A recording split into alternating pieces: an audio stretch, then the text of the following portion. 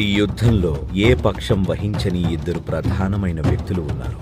ఒకరు రుక్మిణీదేవి సోదరుడు, ఇక మరొకరు బలరాముడు, కృష్ణుని సోదరుడు. బంధుత్వం కారణంగా వారు దూరంగా ఉన్నారు. దక్షిణం నుండి మరో యోధుడు యుద్ధ భూమికి వచ్చాడు. తన అంబుల బుదిలో కేవలం 3 బాణాలతో వచ్చాడు. ఇక కృష్ణుడు ఇతరులు అక్కడే ఉన్నారు. యుద్ధ సన్నాహాలు జరుగుతూ ఉన్నాయి. అప్పుడు అతను ఇలా అన్నాడు. ప్రజలు అతన్ని అడిగారు, మీ దగ్గర కేవలం 3 బాణాలే ఎందుకున్నాయి అని. అతను, ఒక బాణంతో నేను కౌరవులందరినీ చంపగలను, ఒక బాణంతో పాండవులందరినీ చంపగలను, కాబట్టి 3 నాకు చాలా ఎక్కువ అన్నాడు.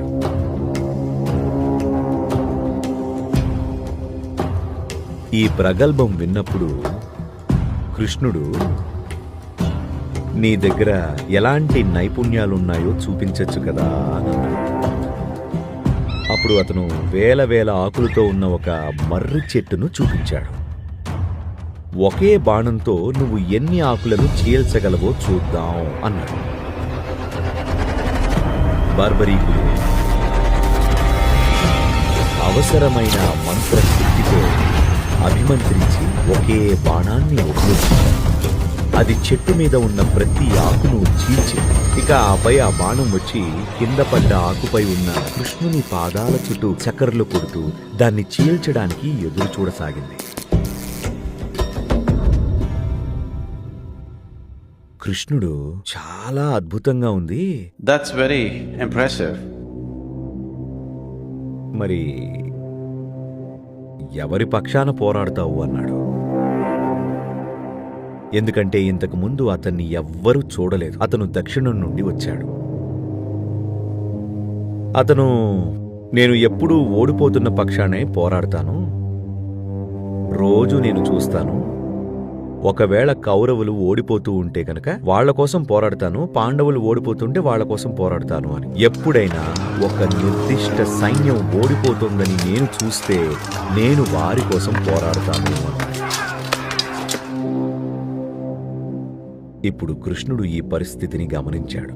ఈ వ్యక్తి అవతలి పక్షంలో ఉంటే గెలవకూడదు, అది సూత్రమవుతుంది.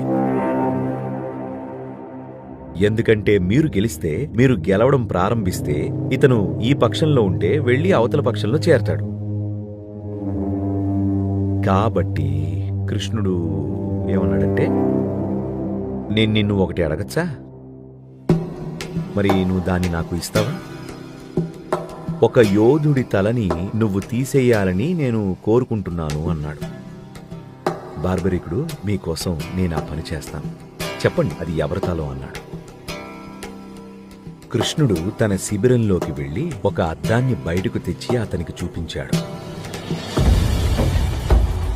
బార్బరీకుడికి తన పని అయిపోయింది అని తెలిసింది, కానీ అతను మాట ఇచ్చేశాడు. దీనికి ముందు అతను ఒక విన్నపం చేసుకున్నాడు. అవును, కానీ దక్షిణం నుండి ఇంత దూరం వచ్చాను, ఈ యుద్ధాన్ని చూడ్డానికి వచ్చాను, యుద్ధాన్ని చూడాలనుకుంటున్నాను. ఇంత గొప్ప యుద్ధాన్ని నాలాంటి యోధుడు కోల్పోవాలనుకోవట్లేదు, ఈ యుద్ధ వైభవాన్ని చూడాలనుకుంటున్నాను అన్నాడు. అప్పుడు కృష్ణుడు అన్నాడు, సరే నువ్వు నీ తల తీసేసి నీ తల చూడగలిగే మాట్లాడగలిగేలాగా నేను చూసుకుంటాను అన్నాడు. కాబట్టి అతను కత్తిని తీసి తన తలని తానే తీసేసుకున్నాడు. అలాగే ఇంకా జుట్టు పట్టుకుని దాన్ని కృష్ణుడికి ఇచ్చాడు కింద పడిపోయే ముందు.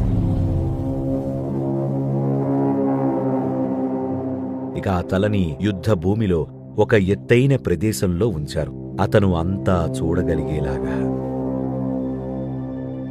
ఇంకా ఏమైందంటే, యుద్ధం మొదలైనప్పుడు ఎప్పుడైనా బార్బరీకుడు పిరికితనాన్ని లేదా హాస్యాస్పదమైన దాన్ని చూసినా ఎంత పెద్దగా నవ్వేవాడంటే అతను చాలా మంది సైనికులను కలవరపరిచేవాడు.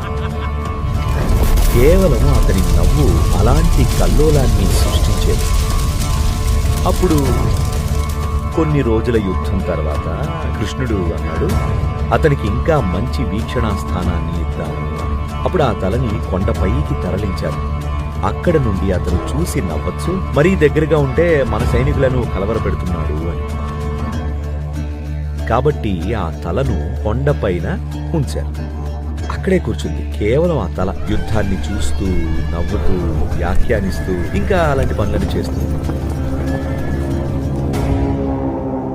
ఇక యుద్ధం ముగిసిన తర్వాత మిగిలిన ఉన్న కొంతమంది పాండవ సైనికులు ఆ యుద్ధంలో గొప్ప యోధుడు ఎవరో తెలుసుకోవాలి అని అనుకున్నారు.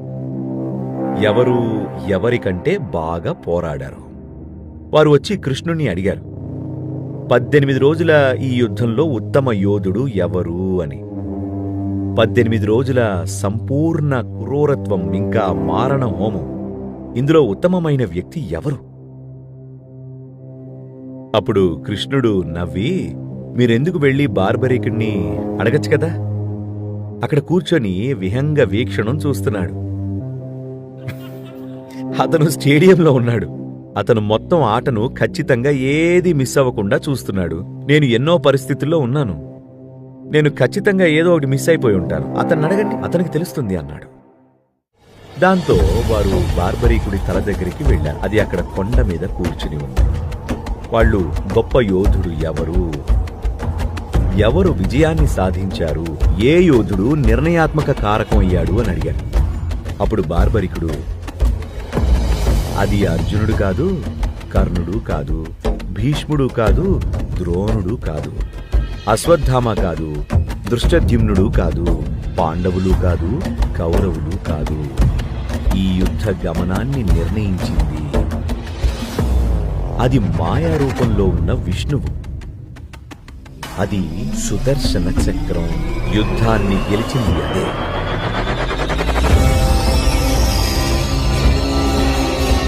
ఈ స్థానం నుండి, ఈ ఎత్తైన స్థానం నుండి ఎవ్వరినీ చంపడం నాకు కనబడలేదు. కేవలం సుదర్శన చక్రం చుట్టూ తిరుగుతూ మొత్తం సంహారాన్ని చేయడాన్ని చూశాను అని.